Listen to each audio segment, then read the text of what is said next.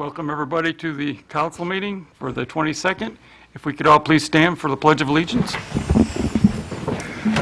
I pledge allegiance to the flag of the United States of America and to the republic for which it stands, one nation under God, indivisible, with liberty and justice for all.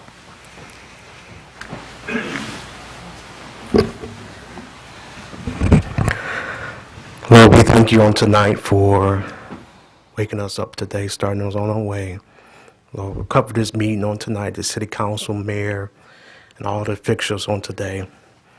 Lord, we pray for the Stover family on tonight if they go through the loss and the Meldale police officer that shot his line and duty. Lord, pray for their family on tonight. Pray for the city, Lincoln Park, police too, the fire. Cover them on tonight. Keep your angels around them. In Jesus' name, amen.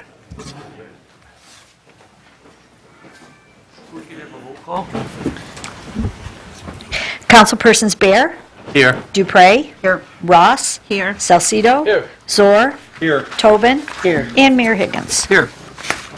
I have a few things for tonight. The first thing is I will tell you is a purely personal thing. I'm going to look in the mirror and look into the camera, and I'm not able to be at my granddaughter's birthday party tonight, and I just want to wish her happy birthday. Happy birthday, Happy birthday. It's her first birthday. It's her first birthday. This is Willow Higgins. Such a cutie. So, I want to let the council know that I met with the Riverview Trash Company, the dump, as we call it, and I gave you all the packets, and I'm going to ask you to please make sure you go through and look at it and see the numbers, because I'm going to, in the future, ask that we support Riverview trying to expand, because if not, it will be very expensive for our tax payers, and we want to do something for them. We're not exactly sure what we want right now, but I want to show them that we are in their support. I want to thank the DPS for this weekend.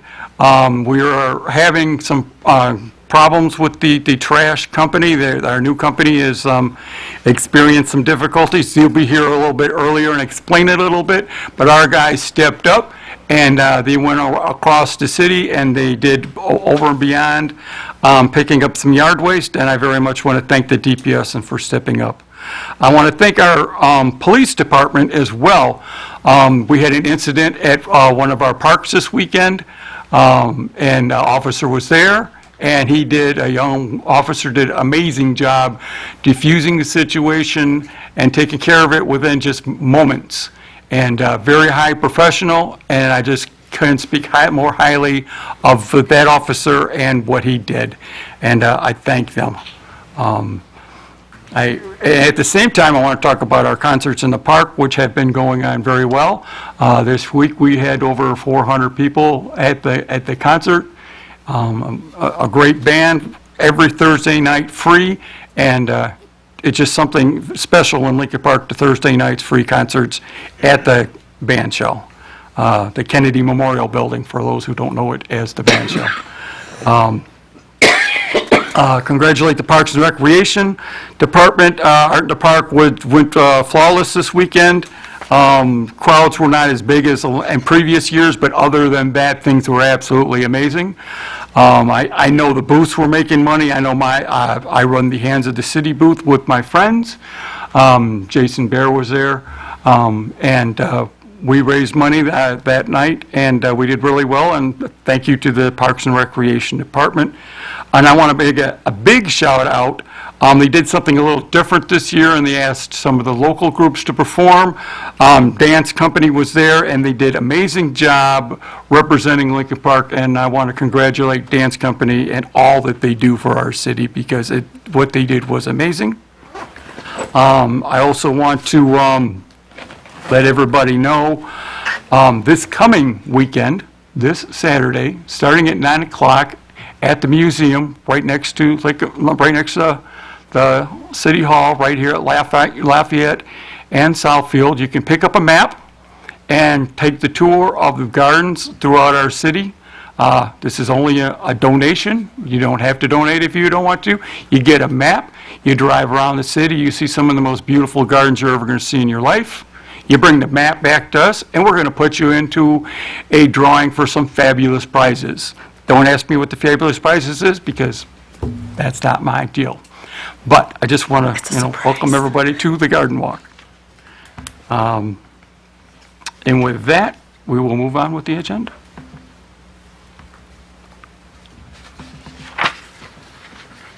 Not too far.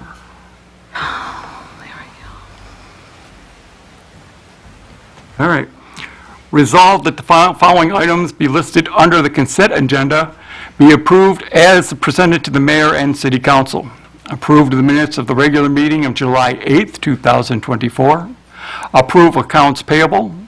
Approved the sub-recipient agreement with the Guidance Center. Approved the sub-recipient agreement with First Step. Approved the sub-recipient agreements with St. Michael's Church. Approval of the interagency agreement with Community Policing and Crime Awareness. Schedule a study session for the water meter replacement. And approval of the annual renewal of the UADL. Support. I'll call for the vote. Councilpersons Tobin? Yes. Ross? Yes. Bear? Yes. Dupre? Salcido? Yes. Soar? Yes. And Mayor Higgins. Yes. Thank you.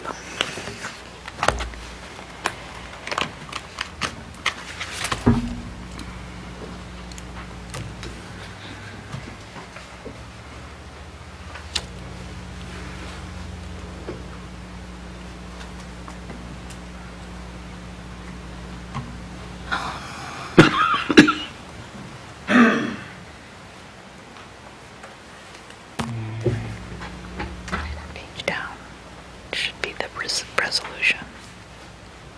Those will be the cover letters. There you go.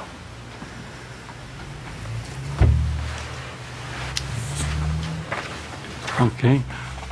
Where the city has a contract for collection and disposal of all refuse that expires on August 31st, 2024. Whereas the city has solicited bids for trash hauling, compacting, and recycling collection and disposal, and one bid was received from the Priority Waste LLC. Therefore, be it resolved that the mayor and council authorize the contract for the approval services to Priority Waste LLC for a term of 5 years for the prices attached. Be it further resolved that the mayor and the city clerk be authorized to sign and execute the agreement on behalf of the city. I'll move for discussion. Okay? Support. Okay. We do have a guest here so I'm going to ask him to step up, because I know we're going to have some questions here. As well you should. Yes. First of all, could you just state your name and... Yes, I'm sorry. My name is Paul Ruthenberg. I am with Priority Waste LLC. Okay. How long have you been now? You took over from GFL? Yes, we took over from GFL on July the 1st of this year. We did have quite a few challenges starting out, as I'm sure everyone in this room noticed. I'm happy to say that we've settled down. Lincoln Park is complete. Last week's routes were complete. Actually, we went through and tidied up a few things yesterday, and as I'm standing here right now, I'm getting that we are complete for Monday. Would that be complete for all three? Yes, that would be complete for recycling, for yard waste, for trash, and for bulk. Okay, because last week, when you say we were complete last week, Yeah, it yeah, was not yeah. complete last week. It was, what I can say, and without getting too lengthy, I'm known to talk way too much. Somebody said I can talk to a ficus. What I can say is that it's been confusing. We are settling in very nicely, and I'm getting a little bit more sleep. Hopefully, this administration ends up getting away from garbage as a daily conversation soon. That would be nice. I will say, besides the complaints about the actual trash being picked up, which has been a plethora of complaints, which you're aware of. We've also had complaints that people calling into the company are not getting answered. Can you give me some hope on that? I'd like to address that, if you don't mind, and thanks. Initially, the most calls Priority Waste ever handled in a given day was 3,200, understanding we're a very, very large commercial entity. The first day that we started on July 2nd, that spiked up to 10,800 phone calls that were answered. What we discovered is the queuing operation of our system was an error. So best way to example, Mayor, you call at 9, I call at 9:07. I get right through, you're sitting on hold for an hour because a queuing system could not handle the situation that it was put in. So what we have done is, and this is what I was told, that we have gone out and we have are installing the same queuing system that Amazon uses to ensure that bottleneck of phone calls. I can tell you that our calls have dropped from last week to this week by 60%. That's good. So I think it's on the mend. If you don't mind, just real quickly, well, let me just finish out your questions and then I'll Okay. just mention. I know when you took over GFL, you came with a plethora of problems, and they had problems here to begin with, so I understand there was some other things that you may or may not want to talk about public, but you also understand you inherited quite a few of other cities. So could you tell me, just so the citizens understand, I want them to completely understand the issue here and what we're doing to make it better. The issue was mainly let's talk about all the cities at once, which ported over on July 1st. Mainly a Romulus yard. Those should be the cities, the local cities around here that you should be concerned with. That's where you're serviced out of is our Romulus yard. In fact, we were to get 170 working vehicles from your predecessor on July the 1st. We got 80. Now, we got 170 vehicles. We had 80 that we could actually put on the road. There were massive safety issues. Can't even go into the hydraulics on these trucks. They were just pouring. The decision was made by corporate. It's either we put the same stuff out, which is unsafe not only for our crews, but for anybody on the road, okay? Or we bite the bullet, take these trucks offline, and repair them correctly and fall behind, okay? So what I can tell you is the first week, we had 62% of the predecessor's fleet that was operational. As of this morning, we are at 84% of the predecessor's fleet that is operational. This was, make no mistakes about it, incredibly neglected equipment. I've been doing this for 42 years. I was a garbage truck driver. I personally was upset over what I saw and the conditions that the employees, the predecessor's employees, were in themselves. I literally saw PTSD in a lot of these employees. Okay, I have been told, and I wanted to hear from you and hear from, and in your predecessor, there was a lot of complaints, and the taxpayers were complaining, and we could give you an address where somebody would complain about, but there was no way of showing unless we had a camera. I'm understanding now we're going to have cameras on our trucks? Now, that's what I wanted to talk about. Okay. Let's talk about where we're at. Where we're at is your predecessor's equipment and the culture that your predecessor's employees had, okay?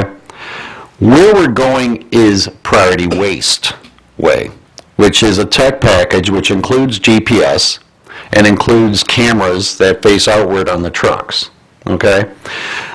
I've always said that the neat thing about GPS is garbage companies have GPS. You probably have them on some of your trucks, and okay?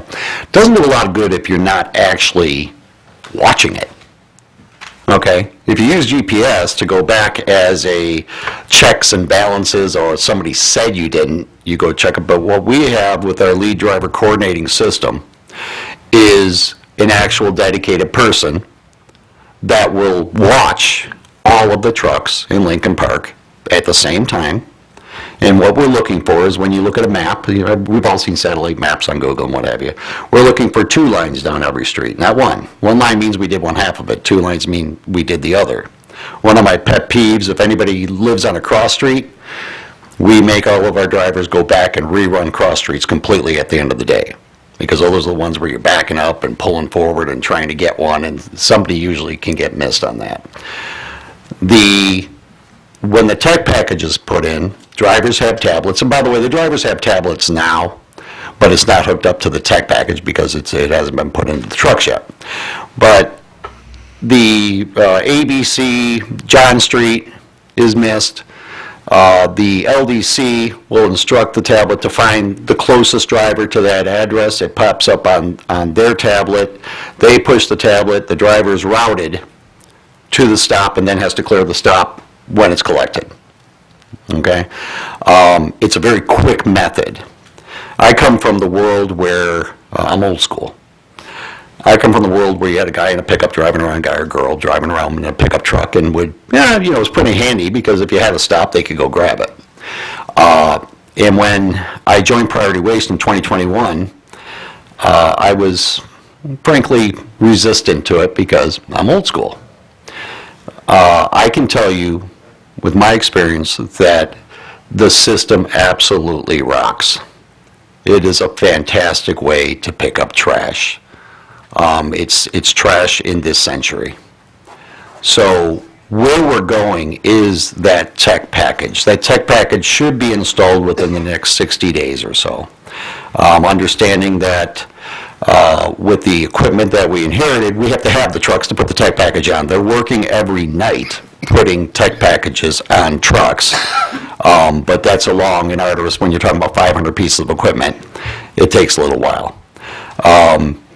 Coupled with that, what I would like to do is, when we do get these tech packages or close to it, I'd like to invite anybody that'd like to go to corporate and take a look at what we do there. It's very similar to Nassau.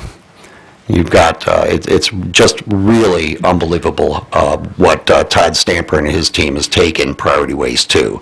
Hopefully you can tell I'm extremely proud and looking forward to where we're going. Where we've been, we know. It's been ugly. It's been horrible. Okay, and last I'm going to ask you, how many trucks does it take to do Lincoln Park? 8. Okay, take 8, and you have all 8 now? We had 7 as of this morning. Okay. One route is doable. We can cover one route up with the other 7. When you're talking about, I think the first Monday we had 4 that were operational. Okay.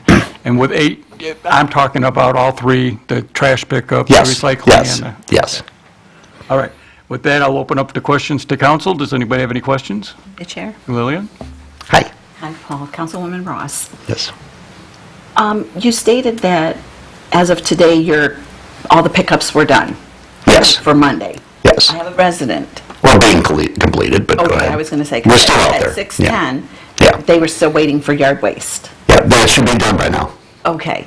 So at what point do you have the... And if it's not, give me the address. Okay. At what point do you have the technology where we, as the residents with missed pickups, won't have to call in? You will know where the driver left off. Within 60 days. Actually, that's the tech package that we need. Okay. Okay? That is the priority waste way. Okay, so Yes. still for 60 days, we should be calling with missed pickups. Yes. Okay. And what I am certain of is that number is going to drop. I'm positive of that. That number will drop. Frankly, how many complaints are too many? 1. That's easy. After 42 years, I still take each complaint personally. I know that it's strange, but I've been built to deliver a service. That's all that's mattered to me in my entire career. And to deliver the service that Lincoln Park has had over the last 3 years, not only is painful to the residents, administration, I just need you to know, it's really aggravating to me. Okay? Personally, I don't take it well. We are looking forward to And we will not stop until we're giving you an update that the package is in control and everybody's happy. But mainly what we need to do in Lincoln Park is we need to gain the public's trust. We need to gain the administration's trust. Okay? Yep. We have a ways to go, but that will happen. I have worked for this company since 2021. Prior to that, I owned my own business for 40 years. This company is absolutely the best company in the state of Michigan, period. Under some really, really difficult conditions, that there are reasons, well, there are other reasons out there, but I wouldn't want to share those in public as to why we took over in such a short notice. Thank you. I do have one other question that I thought of. In the past, from the previous company, we were asking on a regular basis if we could get the weight that's being donated, I mean, not donated, but being, that brings in for recycling and for the trash, so we can get a monitor of it, so that we can push the recycling. I'll tell you, you got some great questions. So, what we call that a priority waste is a portal. Okay, and there is, I'm not sure if the administration's been contacted yet about the portal? Not yet. Okay, you will be by tomorrow. What we do is, we have a series of meetings with your administration, fundamentally your city manager, most likely your DPS director, and they decide what they want the portal to look like. What is most common for the administrative portal is weights for recycling, weights for yard waste, weights for trash. Bulk is lumped in with trash.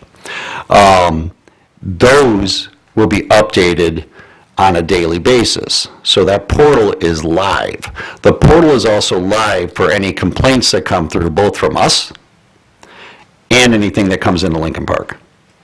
Okay, there will be a method of sharing that data so it flows to the same place. So what I'm used to in my career is at the end of the year, beginning of the spring, where you would have the Wayne County report or whatever, and you'd have to get all these totals and volumes. You're going to have those daily. They're going to be in front of you. Okay? For the residents, the prioritywaste.com webpage will be, they're going through that transformation right now so that Lincoln Park has its own place. Right now, what it says is the other communities that we started with before we started this project, and then it says, I think, something like other GFL communities. They're separating all those out to where it will have links to the route maps. It'll look very similar to your own website, what the residents experience. Okay? And then we'll be moving for your website forward to our website at the same time for ease of use for your residents. So 2 issues, the portal for the administration, which will answer all those questions, and then the updating of the Prior to Waste website. Okay, then I have one further question for that. Recycling is always a controversial thing. In Lincoln Park, the voters have voted for it, so we must do recycling. Do you have any programs to help the citizens understand how important it is? And Yes, and actually, here's where my mind's at. okay, Let's pick up your garbage, recycling, and yard waste in a timely manner and a good job, and then we're going to get into the whole education campaign. that's what And that's another campaign. I can tell you,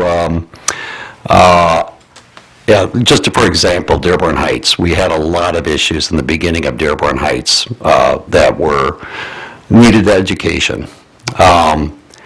If you were to talk to anybody in that administration now, the difference over the last 2 years is incredible as far as the capacity for the residents to be compassionate and do it right. Remember, when we talk about compassion, there is a lot of human hands that we put on this trash as well. Recycling, there's a lot of human hands in a material recovery facility. So what we aim at is properly doing it, knowledge of the items that are accepted at certain material recovery facilities. So there are some that don't accept glass, there are others that still do. Okay, so that all has to be flowing information that will also not only be on our website, but we'll be saying, please put it on yours, so that we're updating constantly. But the educational campaign, we will roll out as well.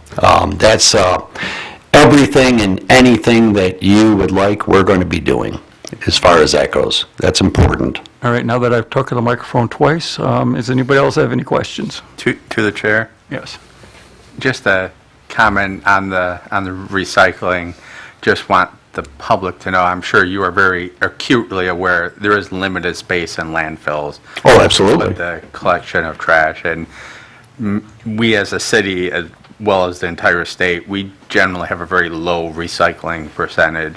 And so I'm also very much looking forward to your education campaign. And could you go into some of the procedures that your drivers are supposed to follow when they see obvious things in a recycled bin that shouldn't be because of, people wishful recycling, I believe is the term that we We'll call it that. That we like to throw around?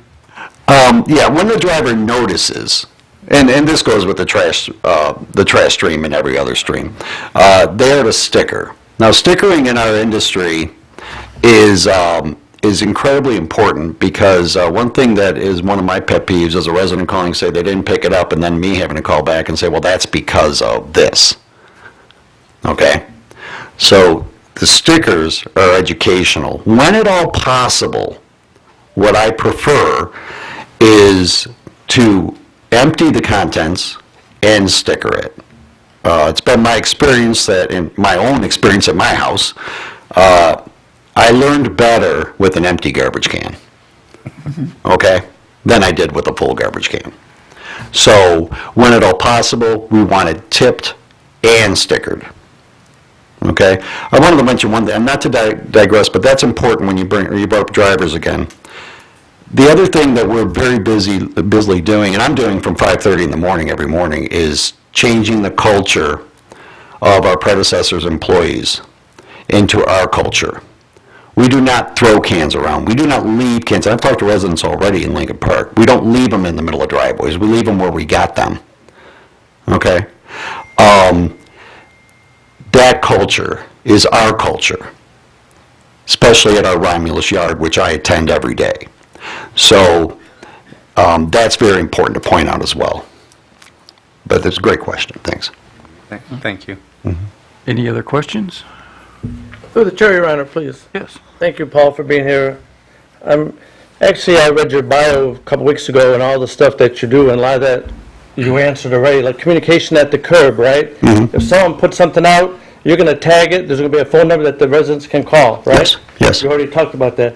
Hydraulic spills, that's happened in this city, I'm glad that you're tackling that.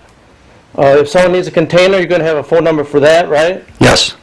You had listed the holidays that you're off. Once again, communication with the residents is the best thing that I want to see from your company.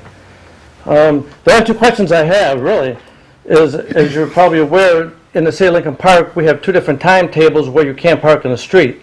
That's for city business, right? Of course. How are you going to handle parking on the street?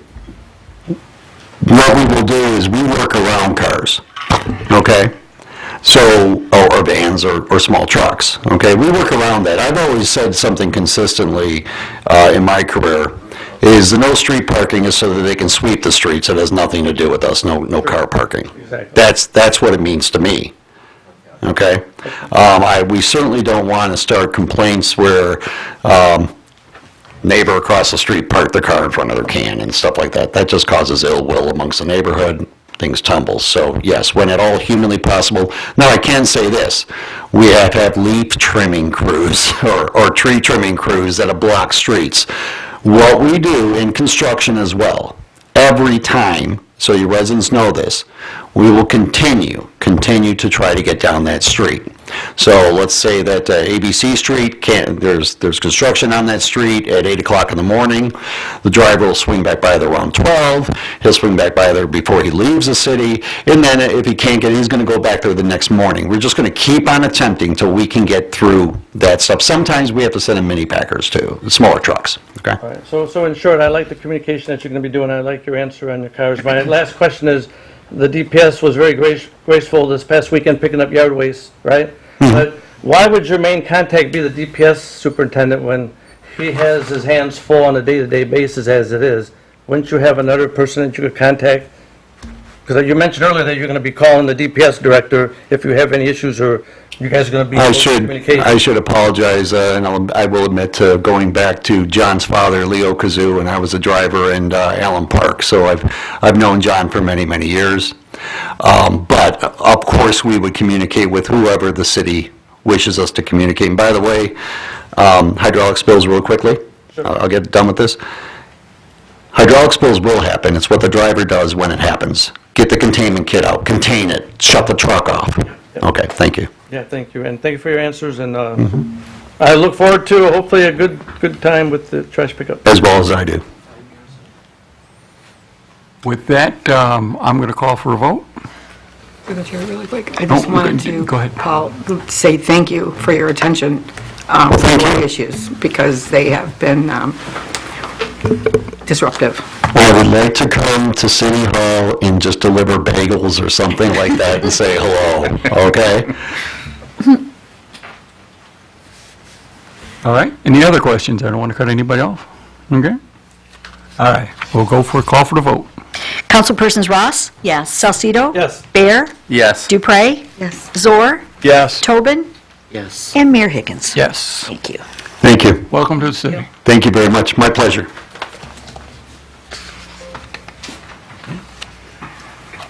Whereas the city has acquired 2981 Ferris from the county on August 26, 2022, under the first rights refusal, and whereas bids were solicited to renovate the property and open on July 17, 2024, therefore be resolved that Smart Investments LLC be awarded the bid for the renovation of 2981 Ferris in the amount of $60,250, as they are the lowest bidder and meet all qualifications. Funds come from account 721 HIP Housing Stock Improvement. Be it further resolved, the work change orders will be approved by the Community Planning Development officer of the Building Department official. I'll move. Support. Any questions? We'll call for the vote. Councilpersons Ross? Yes. Bear? Yes. Dupre? Yes. Salcido? Yes. Zor? Yes. Tobin? Yes. And Mayor Higgins? Yes.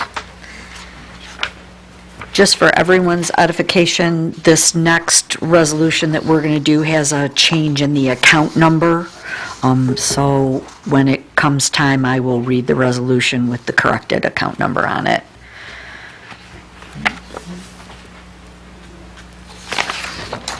Be resolved that the, well, wait a second. No, Let's, you want me to read it, or you want John? well, to- let John read it. John, do your thing.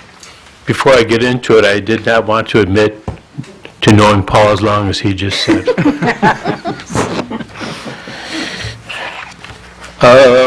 Subject, recommendation of award bid to, for exterior painting of the DPS building, background City of Lincoln Park, received and opened 5 bids on Wednesday, July 17, 2024, and exterior painting of the DPS and the Parks building. Below are the 5 bids received.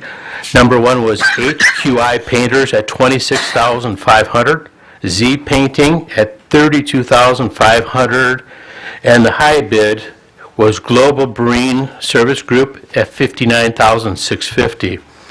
Financial impact, this is a 24-25 budget year item.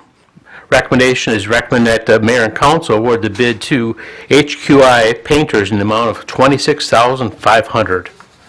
Be it resolved that the mayor and city council award the bid for the exterior painting of the DPS and Parks Building to HQI Painters in the amount of $26,500.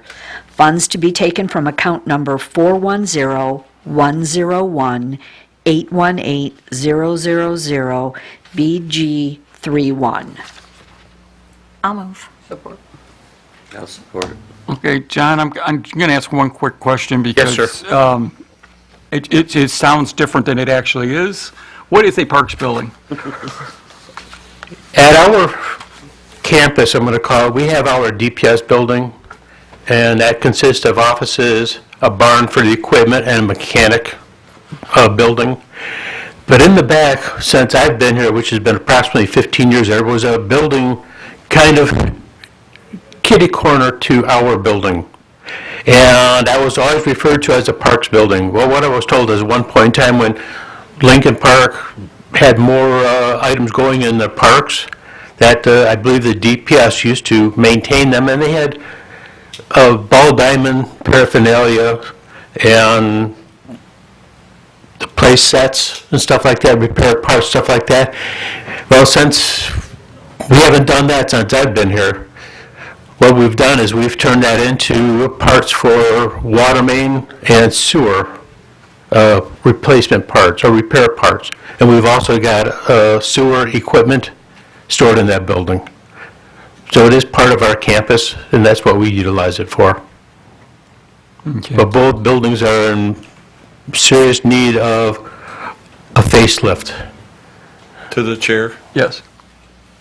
So you're painting the Parks Building, or are you painting all the buildings? All of the buildings except for the police impound building. Thank you. Through the chair? Yes.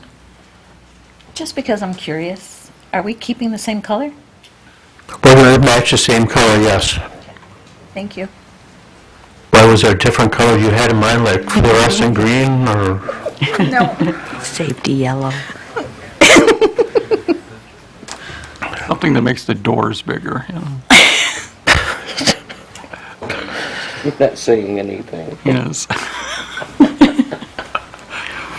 All right. With that, I will call for the question, call for the vote. Councilpersons Ross? Yes. Dupre? Yes. Bear? Yes. Salcido? Yes. Zor? Yes. Tobin? Yes. And Mayor Higgins. Yes.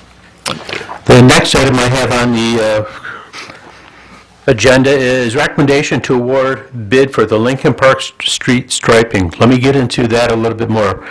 We do the crosswalk lines and the stop bars and a two-block perimeter around the schools.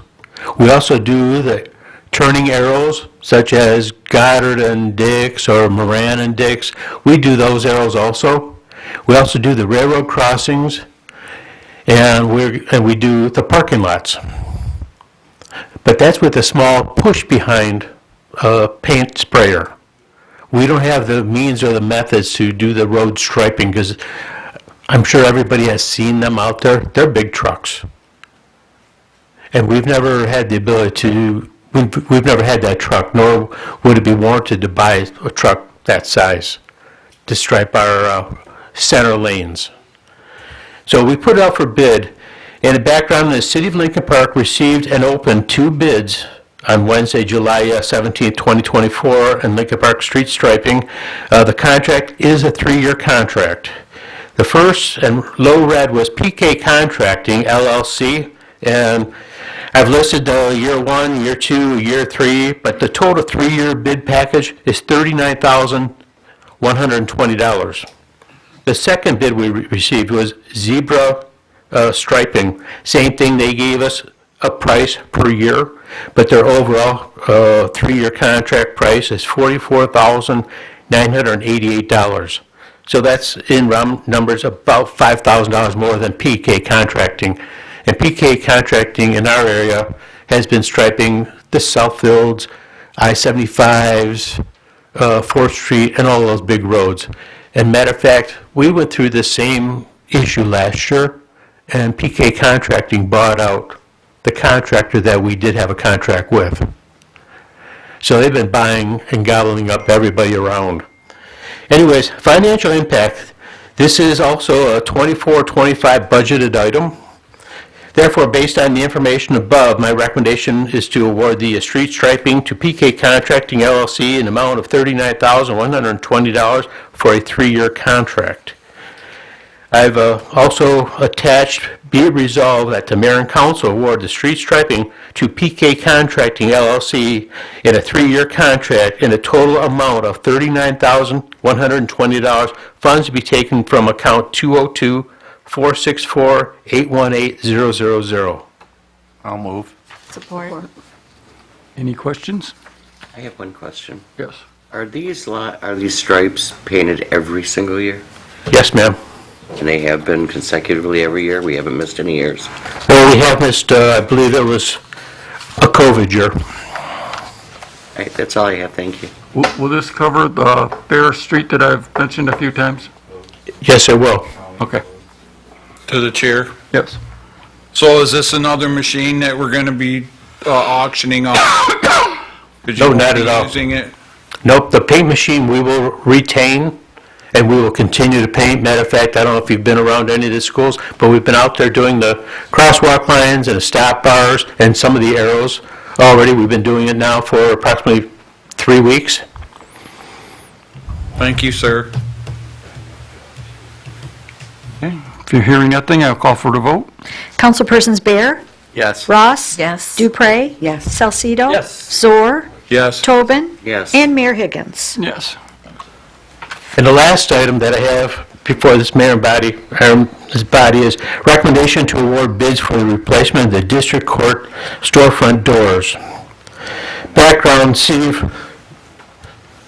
Lincoln Park received and opened bids, 2 bids this past Wednesday, July 17th, 2024, for the removal and replacement of district court front doors. Below are the 2 bids received. CNS Construction Management, $45,500.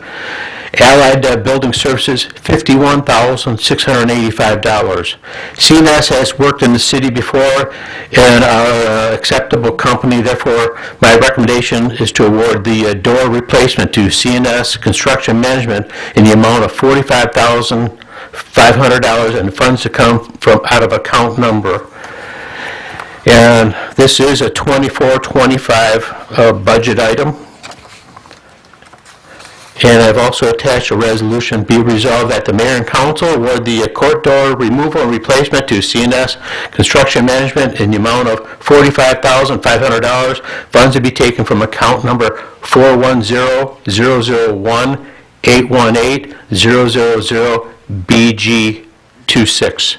I'll move with discussion. Support.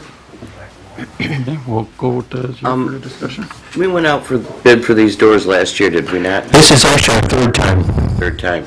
And the previous 2 times, the bids were too high? Yes. And how do these bids compare to those previous bids? This actually, these bids were less than the latest bid we received, which was approximately $60,000. Okay, and the 2 previous times we bid out for these, what was the range that we were looking for that made the other bids too high?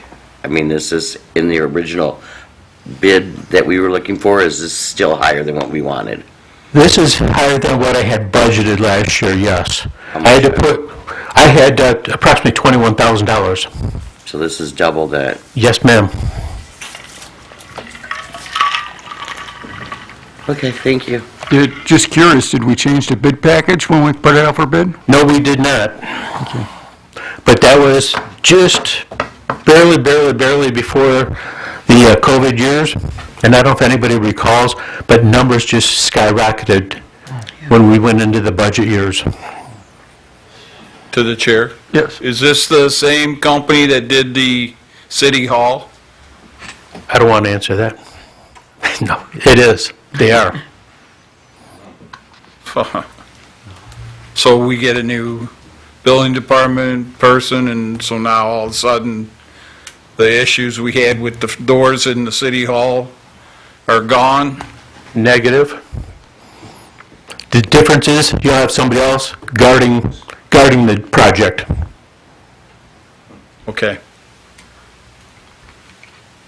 Not happy, but okay. Well, the other choice is a little bit more money. I think I can, and I don't want to put it in small terms, but I think that I can monitor it and babysit it and hold its hand to get the accomplishment of what I believe is necessary for that court building. Thank you. I believe Councilman Ross had a question. I do, thank you. John, I just want to clarify too that we are taking care of all the doors that we were looking to do as part of the project. The court building, if you can picture it, going into the front doors, there are two, what I'm going to call exterior doors. Then you go through those two doors, and there's two interior doors.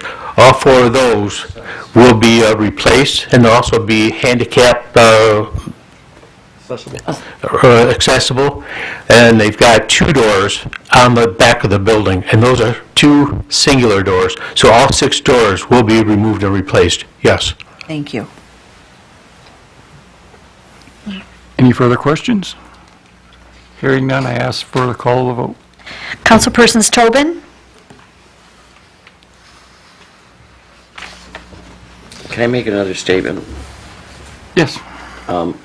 I think that maybe this needs to go out to bid one more time to see if we can get a lower bid. I don't think the court can wait.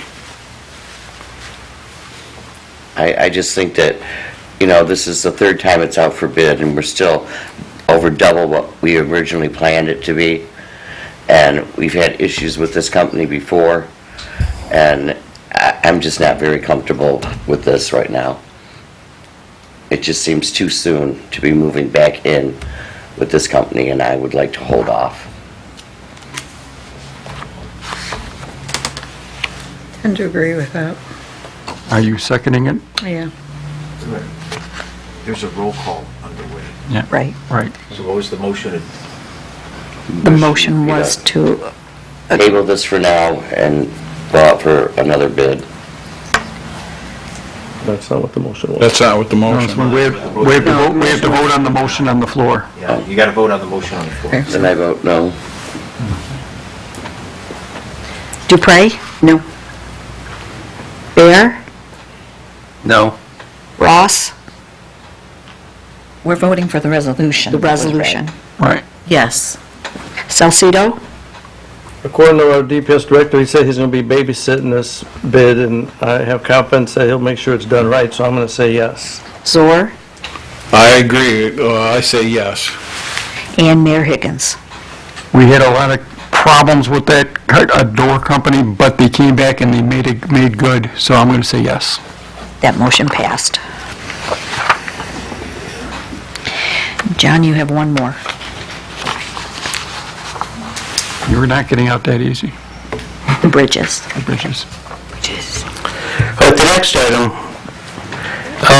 Hennessy Engineers and Link Engineering to perform bridge inspections for the city of Lincoln Park.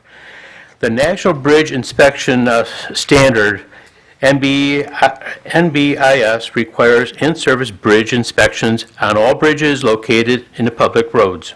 City of Lincoln Park has 6 bridges that are in-service bridges inspections due, which are due the end of 2024. Hennessy Engineers and Link Engineering Service propose inspections of the city bridges per the Michigan Structure Instruction Manual, MSIM, and the National Bridge Inspection Standards, NBIS, for a total of cost of $16,000.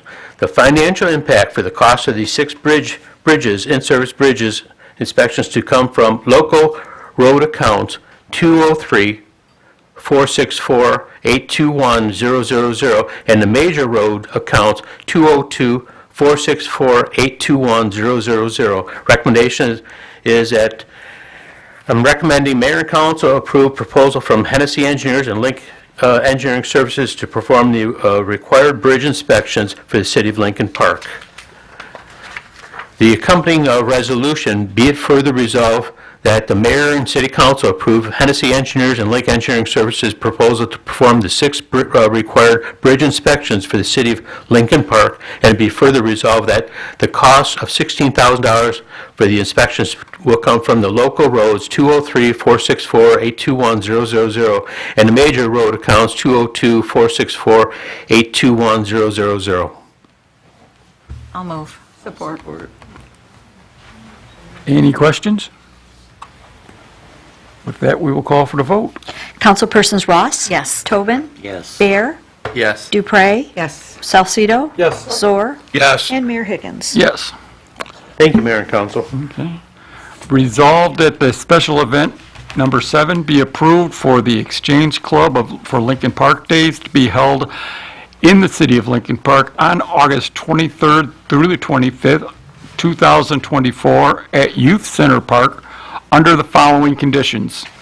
DPS will set up, clean up during the regular working hours as long as the Exchange Club has volunteers to clean the area of trash and debris during the event.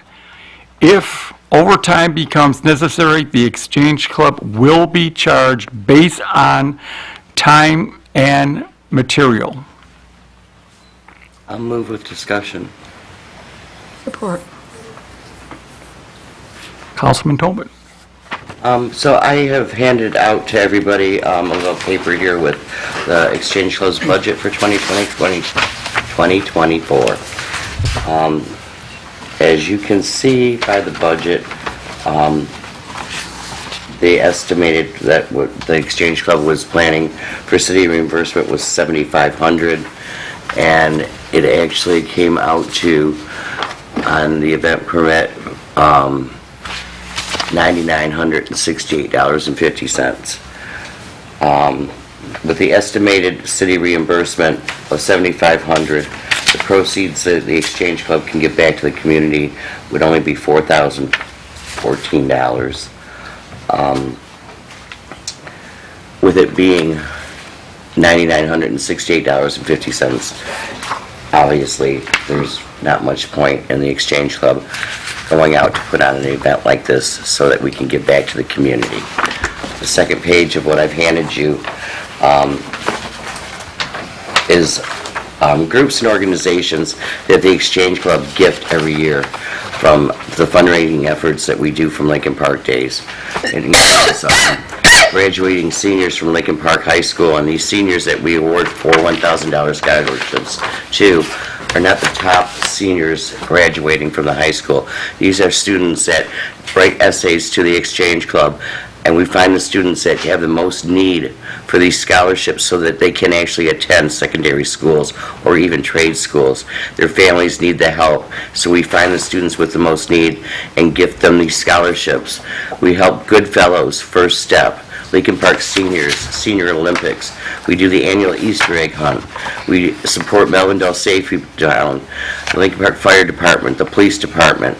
We give a kid a flag to wave at the Memorial Day Parade, Skate Company, Special Needs Camp, Downriver Wrestling, Fantasyland, Mimi's Mission, Lincoln Park Education Foundation, the Resource Center, Homeless Veterans.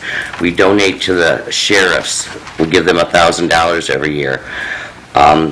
The community groups at Lincoln Park Days that benefit from our Lincoln Park Days are the Lincoln Park Auxiliary Boosters Club for youth sports, St. Michael's Church in Lincoln Park, the Lincoln Park Little League, Hands of the City, CERT, the Parks and Recreation Department, Community Improvement Commission, and many more. The Lincoln Park Days does not charge any city organizations for their booths to be part of the festival. City organizations are all welcome free of charge, and we encourage them to attend in the fun and to engage the residents. We've had a couple bad years at Lincoln Park Days. Last year we had a storm come through, city had no power, attendance was down. We cannot afford to keep putting on Lincoln Park Days right now and pay this amount to the city. So Lincoln Park Days is asking with resolution from the council this year to please consider this as a resolution. We're asking I'm gonna hold off on that resolution to whether or not we approve the permit, and then we'll go Okay. into the second Okay. Okay? All right, so does anybody else have any questions about approving the permit? That's all we're voting for at this point. Well, through the chair, if I Yes. could make a comment. I would like us to tweak this wording on the resolution a little bit. I really think that the cost recovery fees are applicable and should be somehow worded in this resolution.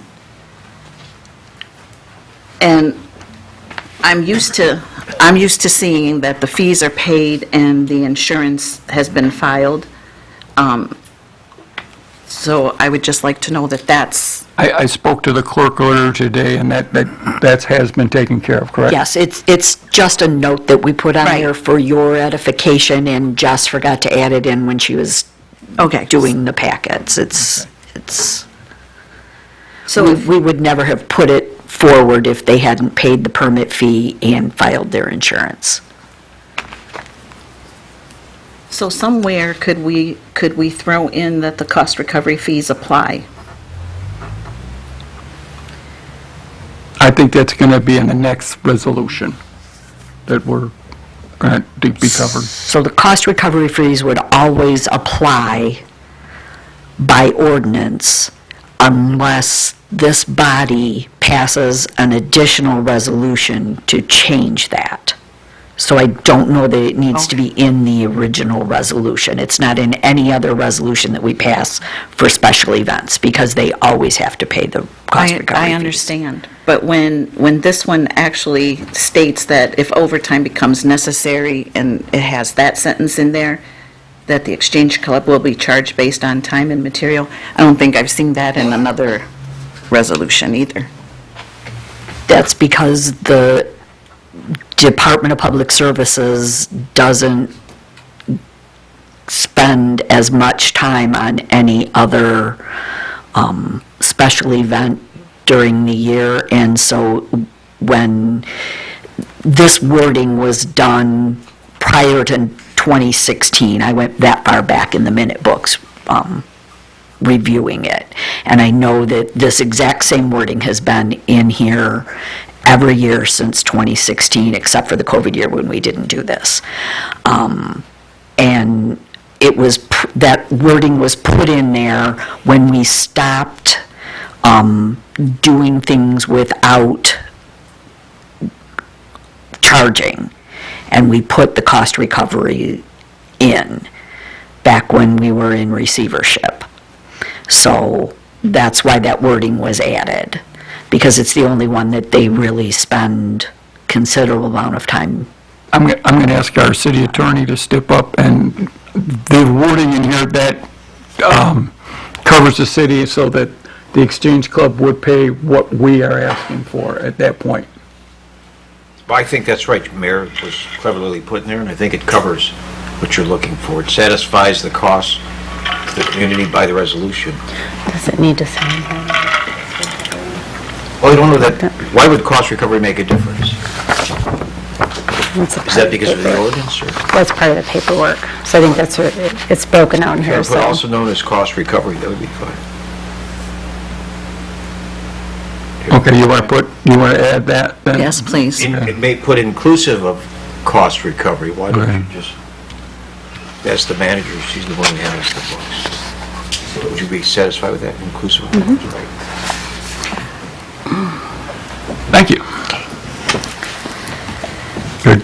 Does the motion and the second agree to adding those words?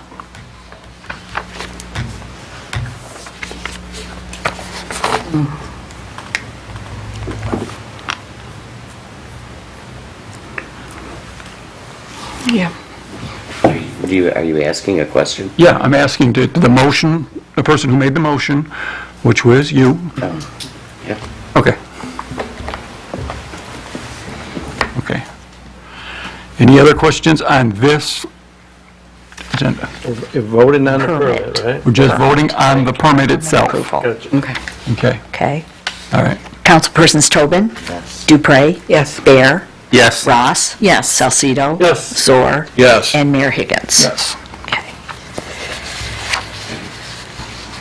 Okay, now you can read your, Okay, so I am going to ask this mayor and council for, to consider this resolution for special event permit number 7, to waive the fee for water meter deposits with the understanding that the Lincoln Park Exchange Club will be billed for any damages incurred to said meters, and the city will bill the Lincoln Park Exchange Club for city reimbursement at the same cost amount as last year. And that amount that we paid last year was $3,468.46.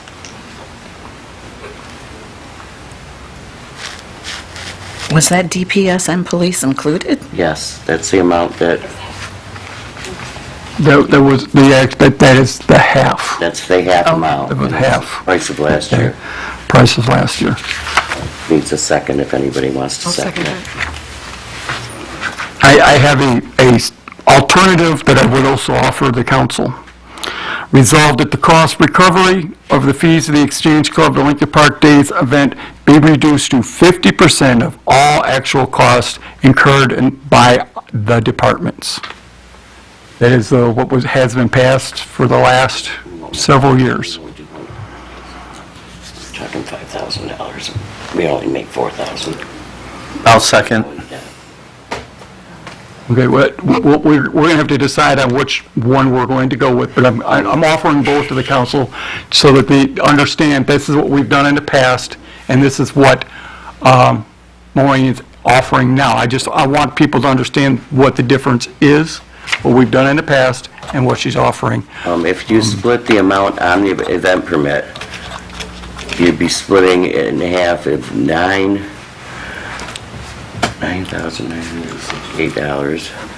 That would be $4,038.34. It'd be $4,834.34, and our profits, according to our budgets, are only $4,014. So we would be in the hole. Through the chair. Yes. No, this is what's on the event permit. But those are estimates. Well, we can't take a chance of being in the hole on an estimate. Maureen, Well- but don't you have to subtract 3,400 from the 4,800, and that would be the difference that you'd be paying extra on? Because you said you paid $3,400 I'm last year. asking to pay the $3,400 like we paid last year. She's The asking, same amount that we paid last year, I'm asking to pay again this year. And that was 50% of the cost what they last year. cost- Of the cost of last year. Through the chair. yes. Maureen, in that scenario, how did things shake out then? But last year, the total cost that they billed us was, Lisa, you're quicker than me. 68 and change. So, Last year, they billed us $7,068.63. This year, they're billing us $9,968. So I'm asking them to, But wages are higher this year. yeah, but, the price to put it on is higher. yeah. but However, how long has 29 Lincoln Park Days been in existence? 112 years. 12 years in the city of Lincoln Park. Well, the longest. It's standing- actually lasted longer than Lincoln Park itself. Yes. So through the chair, if I could, please, Yes. have the floor. Yeah, so- Our city clerk herself said that DPS spends a lot of time on this. This is a fundraiser, and the Exchange Club is going to make a profit. And you want to take taxpayer money to profit and do what you guys, what the organization wants to do. I'm sorry, that's not financially responsible. I don't see how we're taking taxpayer money. We're paying to do You're not this. paying in full, And we're paying, and you're not paying your deposit. and we're that- paying city organizations and groups to make money so that they can do what they do. Your We're paying figures- Little League. Mayor? We're playing, But we need to have Through the chair? one talking and the other. Yeah. Okay. But again, Sorry. Through the chair, please. Okay. So, Thank you, Ed. so the thing is that you had a bad year. That's not to say that that's going to happen this year. The goal is to make more money. And I always say that, again, like I said last year, the cost recovery bill does not come until after the event is done. Through the chair. Yes, I believe our organization's treasurer would like to speak. yes, if you would like to come. Yeah, this is Debbie Van Cleve, our treasurer. Hi, I'm Debbie Van Cleave. I'm the treasurer of the Lincoln Park Exchange Club and the chairperson for Lincoln Park Days. The mayor is correct that in the past several years, you've done 50%. And if you look at the paper that Maureen gave you, I think the budget was $7,900. So the 50% would be less than we budgeted. So Maureen's confused on that. So that would give us a couple thousand more dollars to do what we need to do. The other part of it is yes, that the cost recovery doesn't come in until afterwards, and we pay that later, but the water meter deposit comes before. And for the 2 meters, that's $10,000, which is harder to do, especially when you had a bad year. The whole festival was down like 30% last year, so that was a big hit. And yes, we do profit, but all of that profit goes back into the community. We don't keep that money for ourselves. We don't use it as our administrative costs or, that kind of thing. It all goes back to these different community groups. Through the chair. Yes. All our community organizations do the same thing. Our churches give back as well. The money, we're voting on this because it's taxpayer money. That's what it is. Through the chair, Your Honor, is Yes. that what we've been doing for the last 20 years then, through the Exchange Club? It's been taxpayer money in reality? We're a 501c3, so it's not taxpayer money. We're a charitable organization. No. We're a 501c4. 501. No. To the chair, please. No, what happens is, in the past, at least 5 years that I know now, since COVID at least, Lincoln Park has absorbed 50% not charging Exchange Club. So they would pay back 50%. So our taxpayers are allowing them to do what they do because they do a lot for Lincoln Park. We do not pay taxpayers. They have done the great thing of taking over Lincoln Park Days. They run Lincoln Park Days. We do not do that as a city. The Exchange Club does, and the Exchange Club takes, the risk of not making money and losing money, and all the other groups benefit from what they do. We don't. Now, because we will not get back 50%, if we go with what I'm saying, that's half the money the taxpayers will pay for Lincoln Park Days. But I think the 50%, what I'm suggesting, is a way of allowing Lincoln Park Days to happen, and a way to let the Exchange Club do what they do, and all the other organizations that the councilman member named that count on this as their big fundraiser for the year. To the chair. Yes. I thought that last year, the only thing that happened, and the only discussion we had, was because a water meter disappeared. And it cost money to replace the water meter. Am I incorrect on that? That was discussion afterwards. The water meter didn't disappear. There was a discussion about the price of the water and So last year, the discussion was about the water meter deposit. The water meter that had been misplaced was not from the Lincoln Park Exchange Club, it was from your spring fling. It was that carnival that you had from the spring fling. We have never lost a water meter.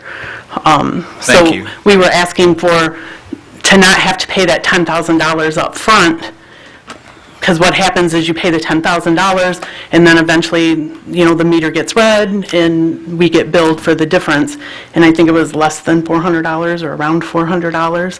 So we gave you $10,000 to get back, and I would only have to pay you $400. So we're asking to not have to pay the $10,000 up front.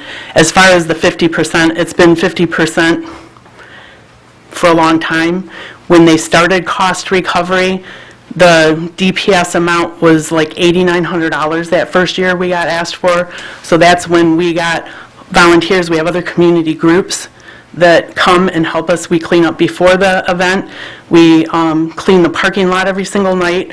We clean the bathrooms every couple of hours and restock the bathrooms. We have the wrestling team comes and empties all the garbage cans into the dumpster on, an hourly basis.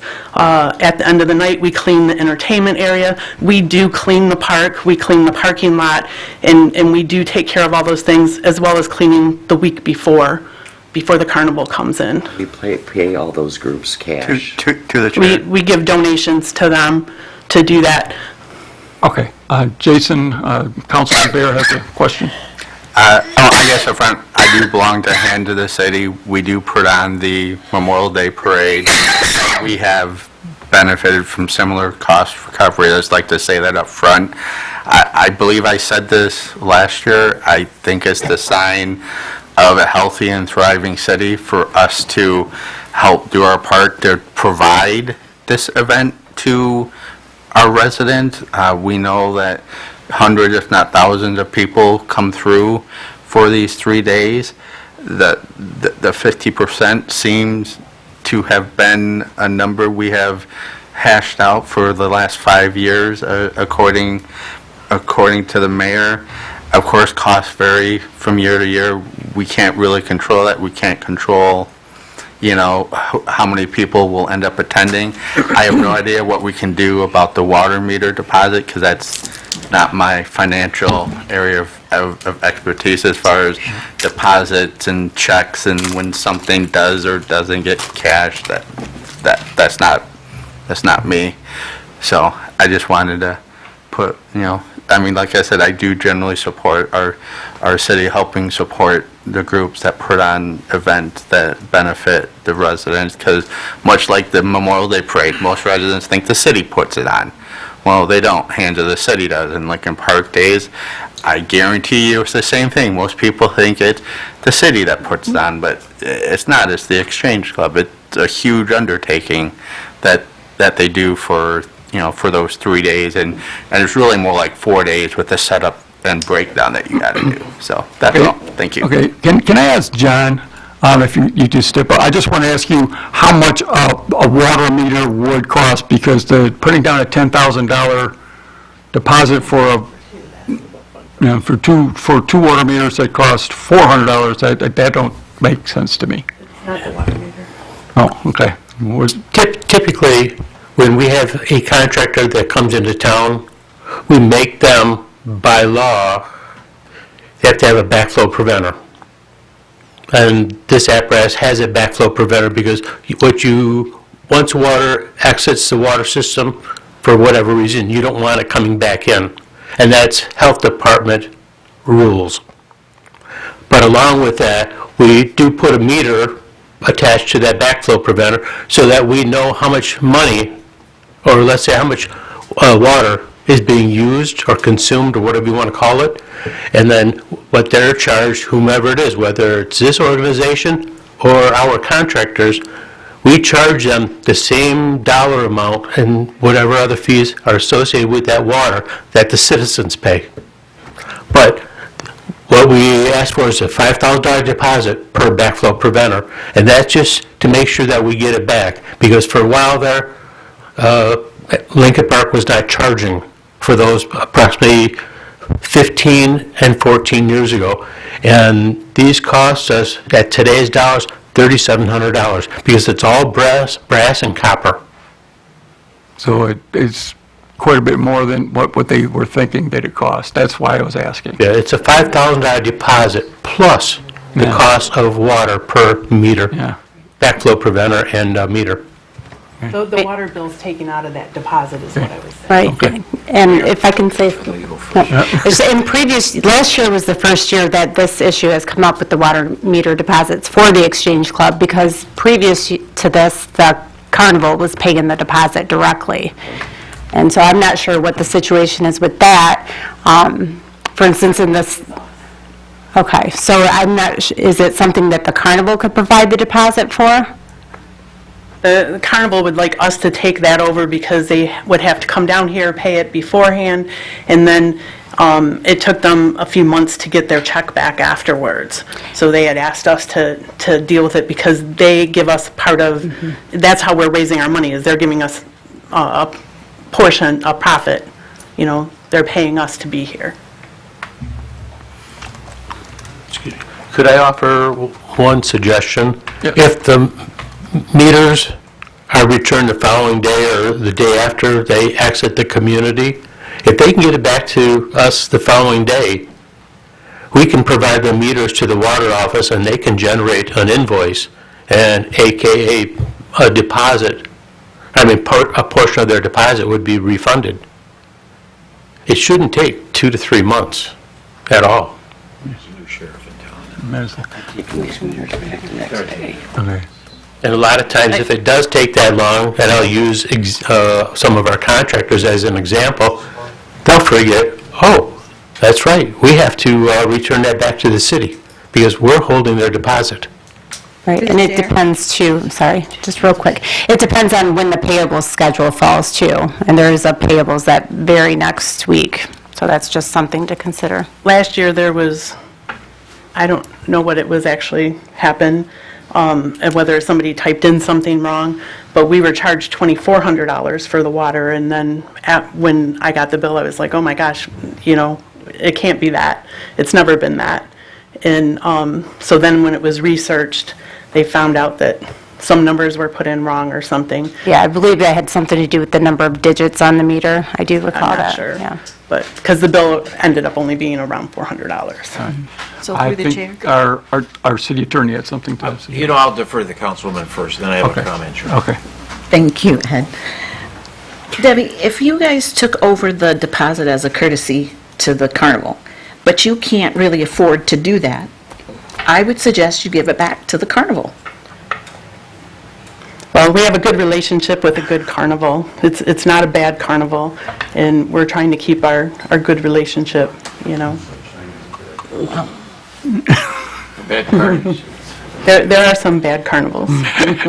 There are options, though. And It's an one option. more comment on the reason for this coming before council is that this is set in the fee schedule, so we don't have, myself or John doesn't have the authority to waive the water fee for the meter. Mayor, I was going to propose, unless there's a consensus either way, because nothing here affects the legal implications of the city to get the money, whether they get it in advance or they have to go after them. And you've got the history of the Exchange Club and the history all of us have had with Lincoln Park Days for 5 decades, perhaps, whatever we admit to.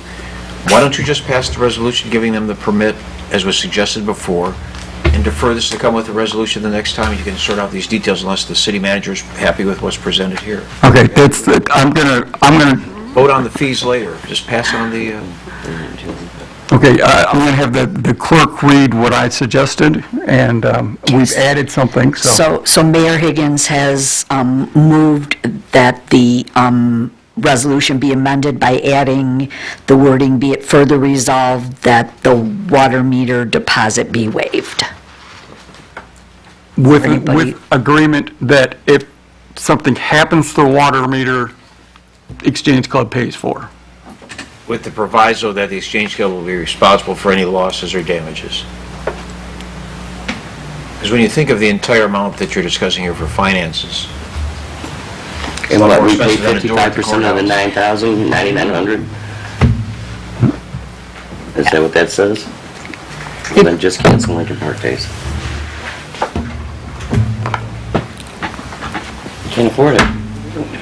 You're not asking for the money up front here, right? No, we're not asking the money up front. Well, you mentioned earlier the 50%, Yes, 50%. and that's what you're talking about? Yeah, that's what we're talking about okay. now. And that's what we've done right along. Yeah, I mean, yep, I it's- agree with you- that. Through the chair, you do the Memorial Day Parade, and you not a waive fundraiser. everything for that.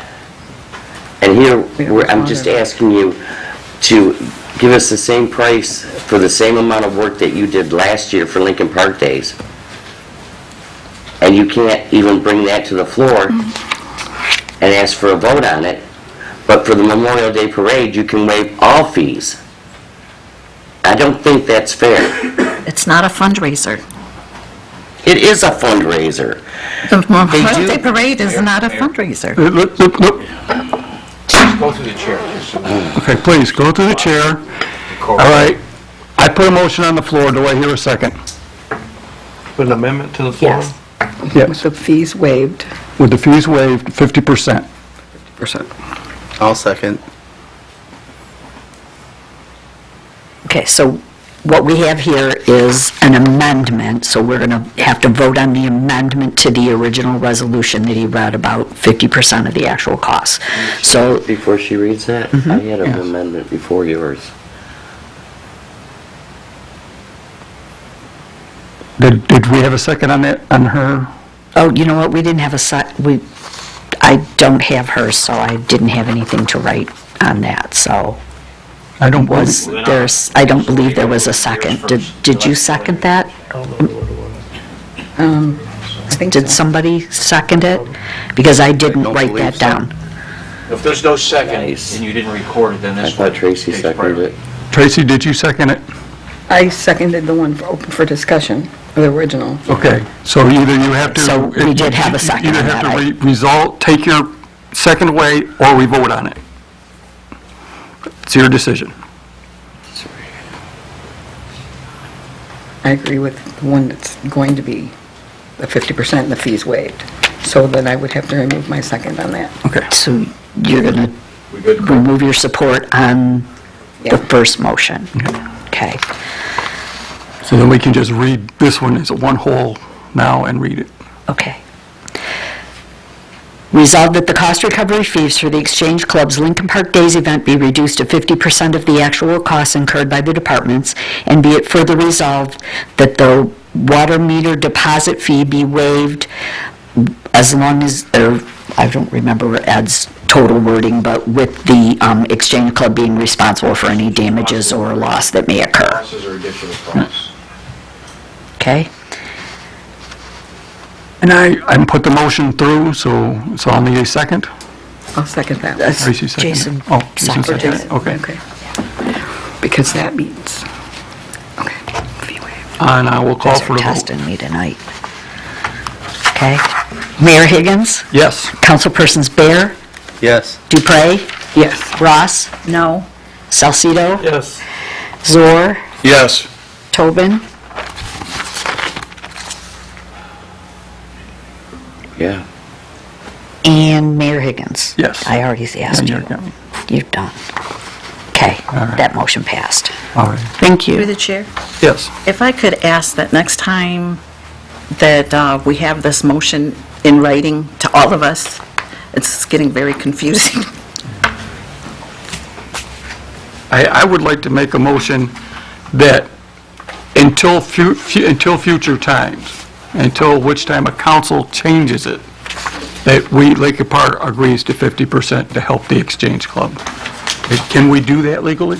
You do it anytime you want. Want to point one thing out to council, you can't compare, if you don't mind, once getting something legal, you can't compare the parade, even though it's a special event, with Lincoln Park Days. One indeed is a fundraiser, but it's also something that has the same historical perspective as the parade has in the community. And council is free to waive or add fees for any of those events, but be careful if you completely waive fees for what has been described today as a fundraiser, because every other charity will be looking forward to the same. So I would ask that if you do this, with the mayor's resolution, that be a thoughtfully worded resolution the next time to indicate because of its history of service for 114 years, because of its commitment to reinvesting the money in the community with shown progress, and the fact that it is an organization that's devoted to scholarship and supporting police and fire and other activities, that you then waive 50% of the fee in future, or whatever Latin term you want to put in there. But I would think you need to preface that so every other charity, including the ones that come in here next year, don't expect the same thing.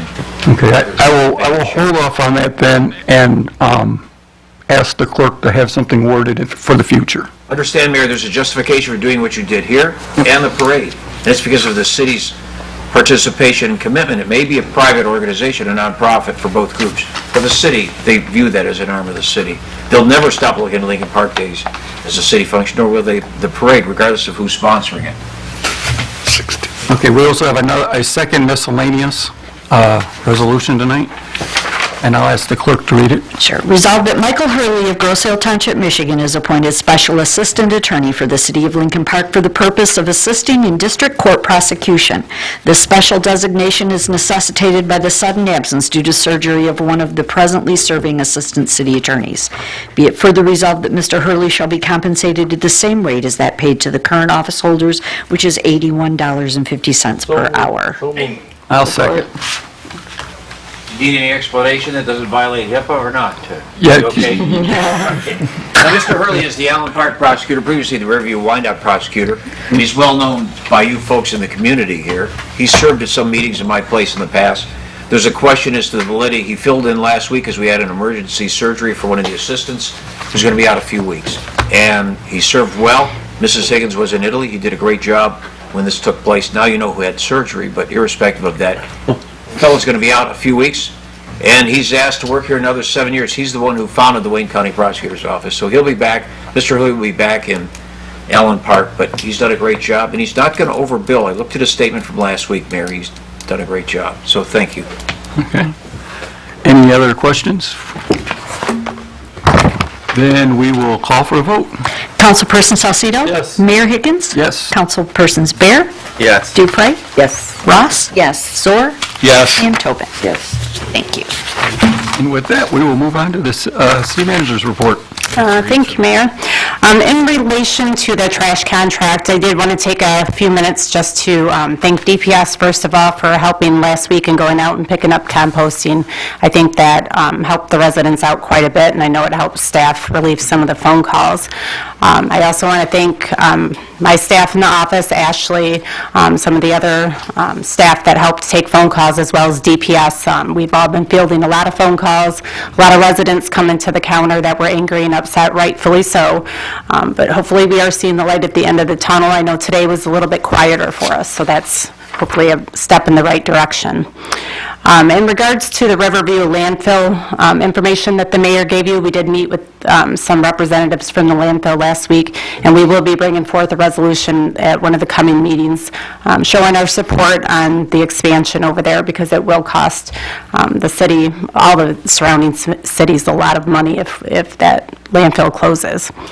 And then the animal shelter, I know we have talked several times about that, but we are finally nearing the end of that. The animal shelter does now have the CFO, so the building department's fully signed off on that. This morning was the state inspection. The chief was over there, DPS was over there, Kennedy from the animal shelter who runs it. They did the walkthrough. It sounds like everything went very smoothly, so that's moving on through the process. We should have approval from the state within a week or two. The parking lot, I believe, is complete, correct, John? Or nearly complete? The following concrete will be poured tomorrow, and all we have to do is wait for cure time. Okay, so that's just about done. There's a few items outside that we want to target, and then we are going to be moving on to transferring the animals over soon. But before that, we will have a grand opening for council and some of the staff to come over and see the facility. So we'll be sending out information on that this week as well. But that's exciting. It's been a very long process. It's a very nice facility, and I think everybody's going to be happy with where the money from ARPA went. And then the pension grant was mentioned recently, so the state did open up additional pension grant funding, so the application was completed and sent in last week, so we should be hearing on that with, I believe, early August. So hopefully we can get some more money for the pension systems. Doesn't appear, based on the calculation, it's going to be anywhere near what we got before, but the MERS report did come back for municipal employees' pension funding, and we are now up to the 60%, so that's very good news. And without that grant last year, we never would have seen that, not in my lifetime anyway. And then, I believe that's all I have. We are still working on some additional information for the cart pricing for the new trash contract, so we'll be bringing that information out in the coming meetings and let Mayor and Council make a final decision on how we want to approach that. Through the chair? Yes. Lisa, would you prefer that the residents reach out to city management with their... I would still prefer it right now in the short term. It does sound like they're going to be getting that site up for us soon, hopefully working out their phone issues. But it is nice for us to be able to track and see if the call volume is going down. Last week, when the Facebook post was put out with the phone number on that, the phone started blowing up. So, poor Ashley, I'm sorry. But it does seem like it's starting to slow down. So, but yes, continue to report them to our office. They can report it to DPS as well. Both Ashley and Penny are keeping a running list on that, and we do send it over to priority right away. And then John and myself are in contact with Paul regarding some of the issues as well. Okay, good, Chair. Lisa, well, how are we doing on water loss? Water loss is still very high. We have been looking at that. We will be having a study session on August 12th to discuss some options. We are continuing with the infrastructure upgrades, so those do take time. But there's just a lot of factors that go into it, and so far it's Are we still at 40%? it's staying right around 40%. That was through, we're always a couple months behind because of when we get the GLWA bill. So once that's entered, last time I looked was through the end of April, and it was still right around 40%. So it may have went down a little bit, but nothing substantial. Thanks. To the chair. Yes. We still have 2 people designated for water leaks, correct? For the new water leak program? Yes. We actually have 3 positions. We're in the process. I know we have 1 that's going into it, and I don't believe the other 2 positions were bid on, so we'll have to go to the outside for that. But we've already posted them internally, and that's gone through that process. But there's already people involved in doing it already, correct? There's actually a whole training program. It's going to be a process. Steve from Hennessy is going to be working with the guys as well. It's quite an involved program, but so no, I wouldn't say we're off the ground yet. Can I ask one more question? Yeah. The fire hydrant scenario, painting fire hydrants, are you go on that right now, or? Not yet. Okay. Yes. Quick questions, Lisa, when are we going to start tree service and sidewalk repairs? Do we have any timetable?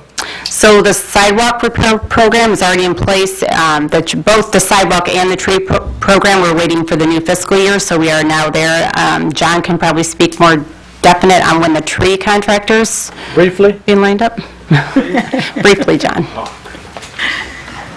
Getting calls on the trees, that's why I asked. The sidewalks, we're waiting on the contractor to come in town. Last I heard, they were thinking of 1st of August for the sidewalk concrete. The tree contractor, we're looking at, last time I talked to him was last week, possibly as early as September 1. Okay, thank you. Through the chair. Yes. Lisa, is there any updates on the city website that we're supposed to be getting? The new one? We are going to be bringing that to council to bid out in one of the upcoming meetings. Ashley and I talked about that last week.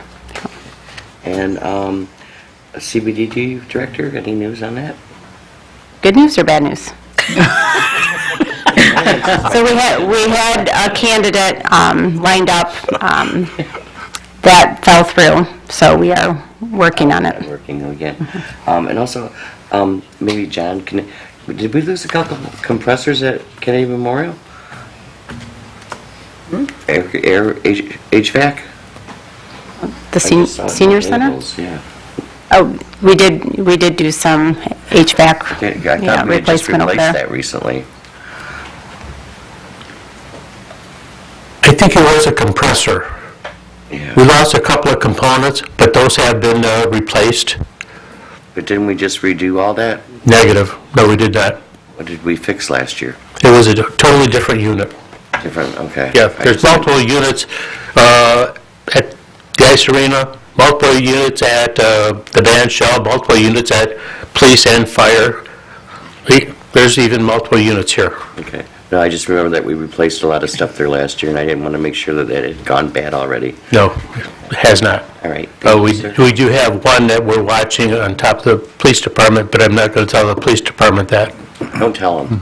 Okay, thank you so Don't let them know, much. keep it a secret. All right. So, Any other questions for our city manager? In that case, we will move over to the department head, which this week we have a special from the city clerk. All right, so I had this big, long thing prepared, but I'm getting nasty glares from the department heads at the back room to cut it short. So I'm gonna still do the majority of this. So as you may or may not know, there's going to be a presidential election in November. But before that, we have a primary election on August 6th.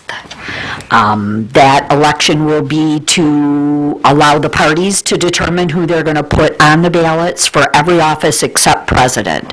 The office of president does not show up on this because their primary election was back in February. Keep in mind that because this is a primary election, you are not allowed to split your ticket. You have to stay within the party. The ballot that you get will have one column that's the Democratic candidates and one column that's the Republican candidates. You can only vote in one of those two columns. You cannot cross your vote and vote in both columns. The third column is for nonpartisan issues like judges and proposals. Everybody, regardless of whether they vote in column 1 or column 2, should vote in column 3. There are primarily two ways that you can vote. One is in person and the other one is by absentee ballot.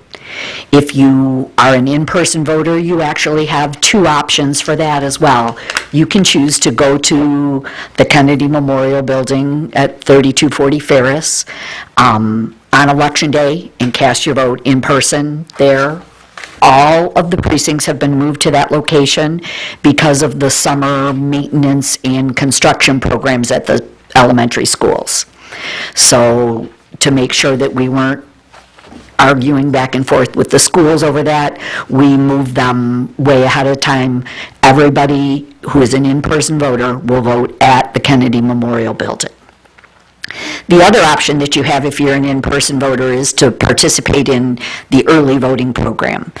Proposal 22-2 now requires us to provide 9 days for voters to go to a precinct, obtain a ballot, mark that ballot, and feed it into a tabulator. That period begins 2 Saturdays before each election. So this Saturday, the 27th, our early voting period will begin. We encourage you guys to avoid the long lines on Election Day and go to the early voting site, vote ahead of time. We are there 9 days straight, starting this Saturday until the Sunday before the election. It's 8 o'clock in the morning till 4 p.m. every day except Tuesday and Thursday. Tuesday and Thursday, it's 11 a.m. to 7 p.m. We've tried to provide times that can work for everybody, regardless of what their work schedules are, and we really hope you come out and utilize that option. Your other option is an absentee ballot. Absentee ballots come to you in an envelope that looks just like this. When you open that envelope, you will find another envelope and a secrecy sleeve with a ballot in it. Your ballot will be white. This is a sample ballot. I didn't want to mark anything up on a real ballot.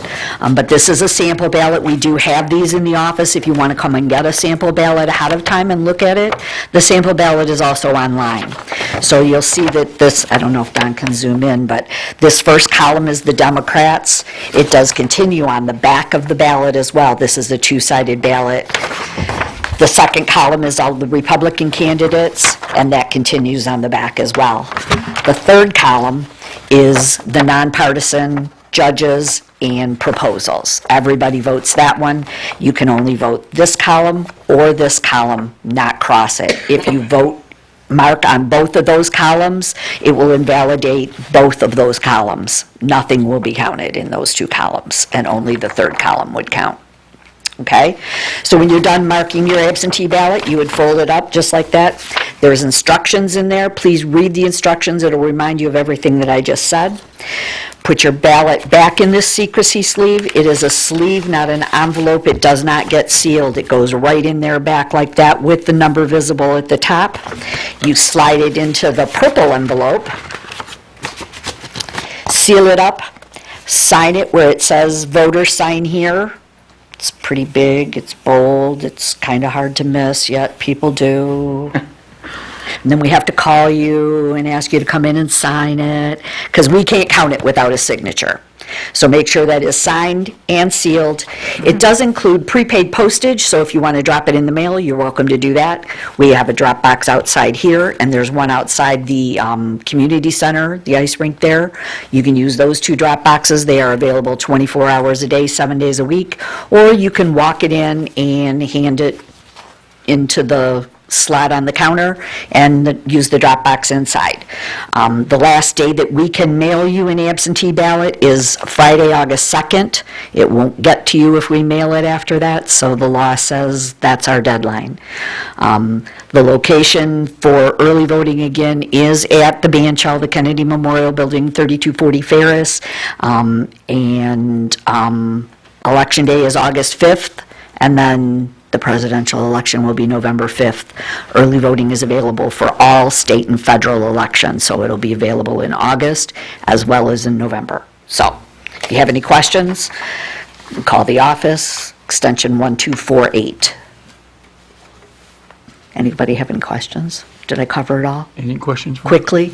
I can. I don't know if you want to sit through it, but To the Chair, I just want to let you know, she's been working a lot last couple of weeks, her and her staff working late, coming in early and all that stuff, so thank you for your hard work, and thank you. we'll see how it plays out. The clerk's office is very, very, very well staffed, and they take good care Very of busy. people. But we did do our public accuracy test this past Saturday, and all of our machines tested appropriately. We had several people here to watch it, so everything tabulates right, everything's good to go, so I'm excited.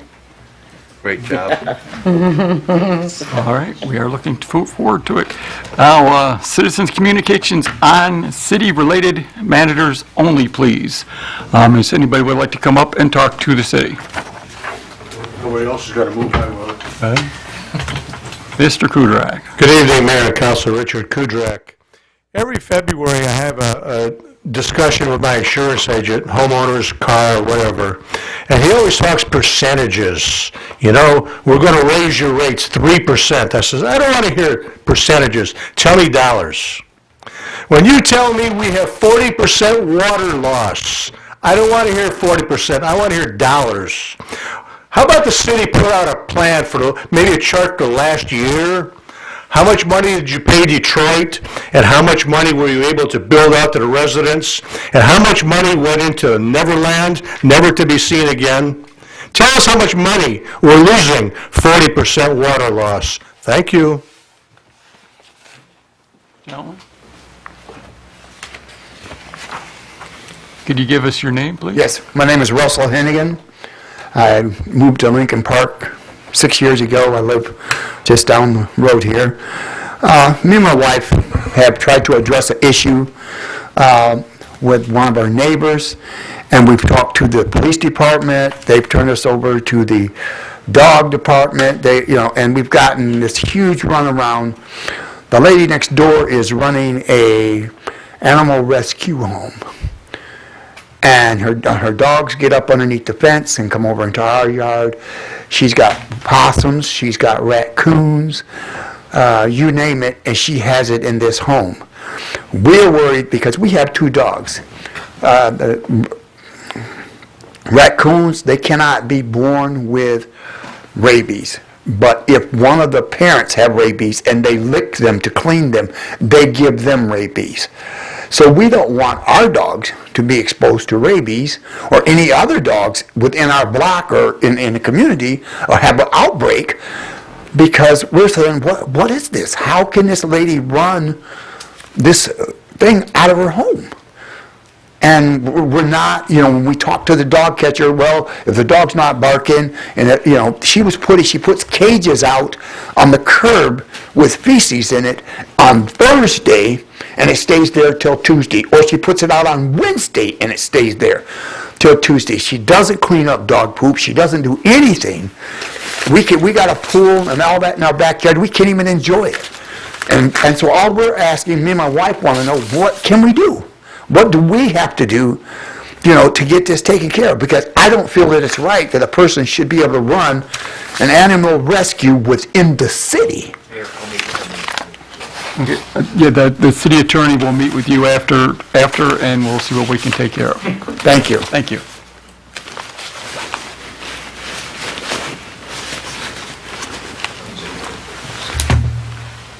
Honorable Member, I'm Mayor Michael Higgins, member of the City Council. Ladies and gentlemen, good evening all. My name is Dave Daywood. I'm the owner of H&M Party Store, 3355 Dix, Lincoln Park, right here in the heart of the city. Let me give you a little bit of background and history of the H&M Party Store. That party store was opened in 1950. And it's been known for Martin's Market, often called Pagel Store, and I owned it since 1986, soon to be 39 years in the city of Lincoln Park. Throughout the years, my establishment has participated and supported countless functions, activities, and charitable organizations. On February 14, 2024, this body has approved an expansion of an automotive service station down River Spring to allow them to have parking area at 3313 Dix. But on July 12, 2024, to our surprise, and the neighbors and the community, a curb has been cut to allow them to get in and out of that parking lot through Pagel Street. And that's between Dix and the alley. That whole street was taken. That day I contacted city manager, and I believe I never met you, but I did contact you. My concern was how come we were not informed in such a dramatic landscape change of that property. She told me engineering has approved the project and they have met all the requirements. Let's stop right there. What about the safety of the community requirement? What about H&M Party Store taking one side of the street parking situation requirement? By allowing one operation to thrive and putting another one out of business, how fair is that? Today, I have 125 signatures with me from the resident of this community. We are mad as hell for allowing this project to go through. We all opposed of all these changes to that property. Maybe you can ignore the wishes of this community and do nothing, or you can stop the bleeding now. It's been 4 years with bad experience with that establishment, taking over our neighborhood, our street, our alleys, our sidewalks, our community center, and yet ordinance officer turn their heads the other way. To this leadership of this great city, we say enough is enough is enough. It's time to put the heat on and give us our community back. And I can happily answer any question concerning this body will have. If you'll turn your petition over to Councilman Jason over here. Okay. We will take a look at it. We'll bring it down to the building department, have them take a look at it. It would be inappropriate to comment at this point, but we will have someone get a hold of you. Okay, thank you. This is in regards to that also, okay? My name is Sharon Clark, and the Spring Shop on Dixon Buckingham, they own the whole block between Buckingham and Pagel. His store is H&M, and it's on the corner of Pagel and Dick's. The Spring Shop owns the whole block. They are illegally parking on both sides of Buckingham Street. You can't park on the right-hand side, but you can park on, if you're going towards Dick's. You can't park on the right, but you can park on the left. They are legally parking on both sides of Buckingham Street, almost causing accidents daily. When you are trying to turn onto Dick's or turning onto Buckingham from Dick's, you're trying to get out and cars are just zooming in, and there's cars parked and you're there, and they almost hit you because you're only that car. And if you're turning off of Dick's onto Buckingham, they just zoom in and there you are. They park in the alley, block the whole alley from from Buckingham to Pagel. They park and block the alley. His delivery trucks can't get in the alley to deliver to a store. His store is on Pagel and Dick's.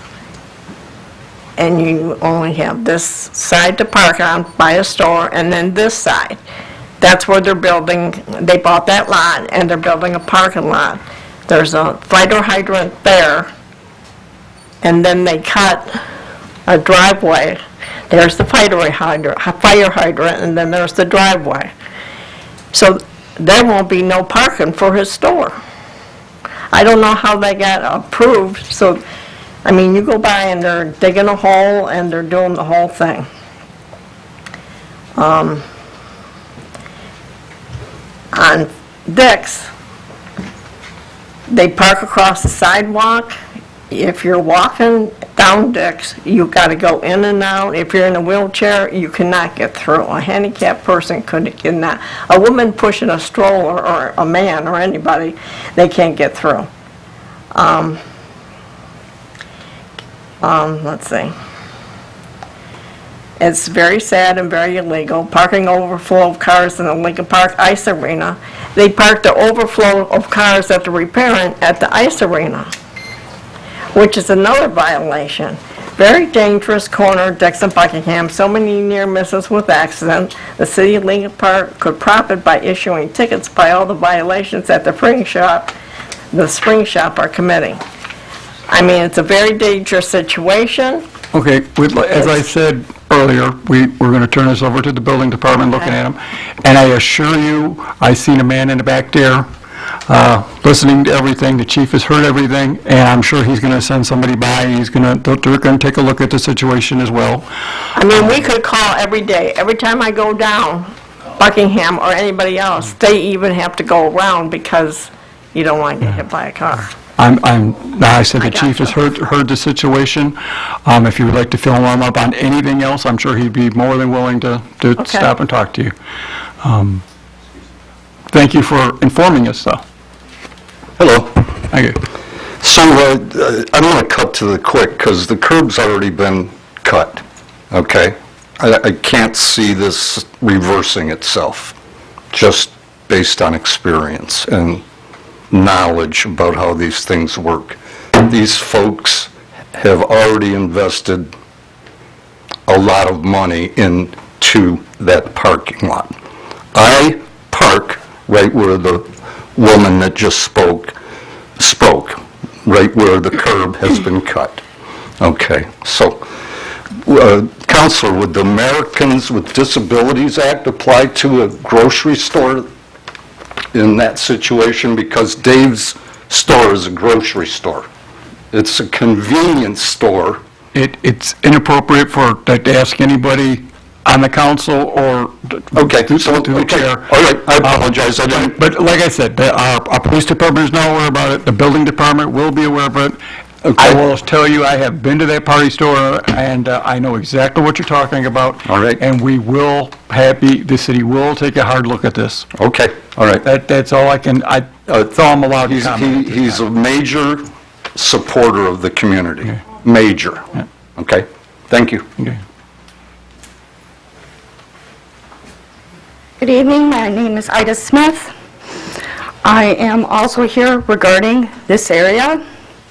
I and my family have been residents and taxpayers of the city of Lincoln Park for 70 years. I have had the privilege of having the care and keeping of my home on Pagel my responsibility for the last 35 years. I come here to speak regarding the former, most people would understand it as, the Christmas tree lot on Dix, north of the community center. My great concern is this: safety. Entering and exiting directly on Pagel, where there is a stop sign, is going to create a bottleneck in and out of that parking lot onto a residential street. We all would like everyone to be nice, but we know humans are humans. Someone is going to get upset. It's going to increase the likelihood of accidents. That is not safe for the residents. Additionally, as it's my understanding that this is to serve as a overflow parking lot for a automotive business, they are required by city ordinance to have various barriers. Some masonry, there are building codes require, as professionals will state. My concern is, again, safety. This is a very busy street. Children come in and out of down the alleyway because, again, the other business is blocking the the parking lot on Dix. It is safer for children to ride their bikes in the alleyway. This will no longer be the case. This is a residential area. My additional concern is the hydrant. Is it still going to be in a location that is servable for the same buildings that it is currently capable of serving in an emergency? All of these concerns are foreseeable. I'm not sure if they were seen. We will have the fire department, I'm sure will go by and double check on it. The chief's here tonight, and I'm sure I'm seeing him back there taking notes. So, Thank you, sir. I'm not done with my comments, so I have 5 minutes.